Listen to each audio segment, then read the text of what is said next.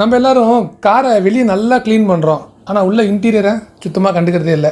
இன்டீரியரில் எவ்வளோ அழுக்கு இருக்குது, அது எப்படி க்ளீன் பண்ணணும்னு பார்க்கலாமா?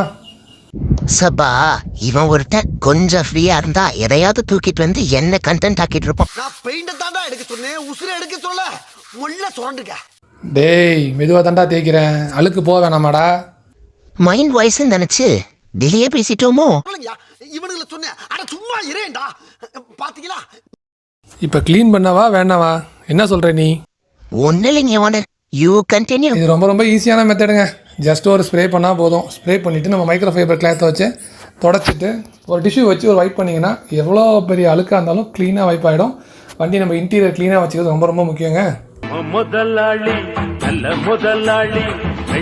சரி சரி, நீ கொடுத்த பில்டப்லாம் போதும், எண்டு கார்டை போட்டு முடிச்சு விடு.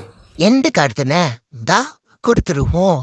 வெள்ளை என்ன வெளியே மட்டும் கிளீனா இருக்கிறான்னு நினைச்சிங்களா? இல்லவே இல்லை, உள்ளையும் மாசா கிளீனா இருக்கிற வெள்ளையண்டா. இந்த ஃபோம் கிளீனரை வச்சு ஒரே ஸ்வைப்பில் உங்கள் இன்டீரியரை எந்த ஒரு ஸ்மெல்லும் இல்லாமல் க்ளீனாக நீட் பண்ணலாங்க. இது உங்களுக்கு யூஸ்ஃபுல்லாக இருக்கும்னு நான் நினைக்கிறேன். மக்களே, வீடியோ பார்த்துட்டு காஸ் காதலன் சேனலுக்கு ஒரு சப்ஸ்கிரைபர் தட்டி விட்டுட்டு போங்க.